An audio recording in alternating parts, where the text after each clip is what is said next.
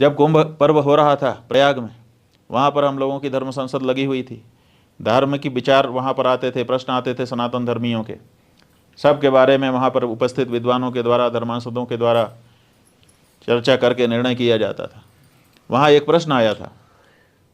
वो प्रश्न ये था कि कांग्रेस पार्टी के एक नेता हैं राहुल गांधी। राहुल गांधी ने संसद में खड़े होकर के ये वक्तव्य दिया, कोई बलात्कार का मुद्दा चल रहा था, वहाँ पे चर्चा हो रही होगी, तो बलात्कारी बाहर घूम रहे हैं और जिसके ऊपर बलात्कार हुआ है वो बेटिया घर के अंदर बंद रहने के लिए मजबूर है, ये वो कह रहे थे। तो ऐसी कोई घटना हुई होगी जिसके बारे में वो चर्चा कर रहे हैं, उसमें हमें कोई आपत्ति नहीं है।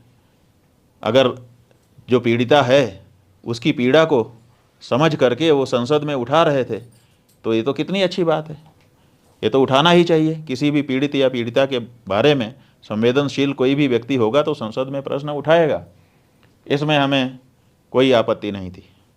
लेकिन उस पीड़ा को व्यक्त करते हुए उन्होंने क्या किया, और आगे बढ़े, और आगे बढ़ करके उन्होंने कहा कि हमारे संविधान में यह नहीं लिखा है। बलात्कारी को संरक्षण देना, माने हम शब्द हो सकता है आगे पीछे हो, जो भाव है वही है कि बलात्कारी को संरक्षण देना हमारे संविधान में नहीं लिखा है। और फिर उन्होंने उंगली दिखा करके कहा अपने सामने वाले पक्ष को, माने सत्ता पक्ष को, क्योंकि वो तो विपक्ष के नेता हैं, उंगली दिखा करके कहा, वीडियो है उपलब्ध है, कि तुम्हारी किताब में लिखा है। अब सवाल ये है कि वो कह रहे हैं कि संविधान में नहीं लिखा है ये, और फिर कह रहे हैं तुम्हारी किताब में लिखा है। अब प्रश्न हो गया कि वो तुम्हारी किताब कौन सी है। सत्ता पक्ष के ऊपर उंगली दिखा करके वो कह रहे थे कि तुम्हारी किताब में लिखा है। हम लोग सोचने लगे इतना सुन करके कि उनकी कौन सी किताब है जिसमें बलात्कार को संरक्षण लिखा है, लेकिन ज़्यादा देर तक हमको सोचने का अवसर नहीं मिला, क्योंकि उन्होंने खुद साफ कर दिया अगले वाक्य में, फिर उंगली दिखा करके उन्होंने कहा मनुस्मृति में लिखा है। अब सवाल यह है कि मनुस्मृति हम हिंदुओं का धर्म ग्रंथ है, हम मानते हैं और पूरा विश्व मानता है कि इस संसार में सबसे पहला संविधान अगर कोई बना तो वो मनुस्मृति बनी। तो मनुस्मृति तो सबसे पुराना विश्व का संविधान है, और उस संविधान से प्रेरणा लेकर के जाने कितने संविधान रचे गए हैं, और हम तो आज भी उसके अनुसार अपना जीवन चलाते हैं।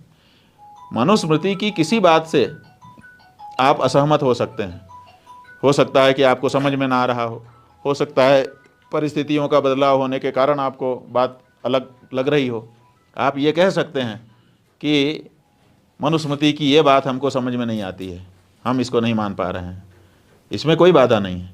लेकिन आप मनुस्मृति को आक्षेप कर रहे हैं कि तुम्हारी किताब में लिखा है, मनुस्मृति में लिखा है। इसका मतलब है कि दो बातें साफ हो गई। एक, उन्होंने ये कहा कि ये तुम्हारी किताब में लिखा है। तुम्हारी किताब शब्द बताता है कि मनुस्मृति को राहुल गांधी अपनी किताब नहीं मानते। अगर वो हिंदू होते तो मनुस्मृति को अपनी किताब मानते। जो भी हिंदू हैं वो मनुस्मृति को अपनी किताब मानते हैं।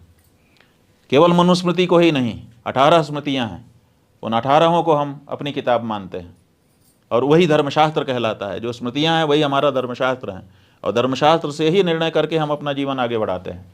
उसमें मनुस्मृति सबसे प्रमुख है। तो मनुस्मृति हम हिंदुओं का धर्म ग्रंथ है, धर्मशास्त्र है। लेकिन वो कह रहा है खड़ा होकर के संसद में कि तुम्हारी किताब में, माने मेरी किताब नहीं है, वो तुम्हारी किताब है।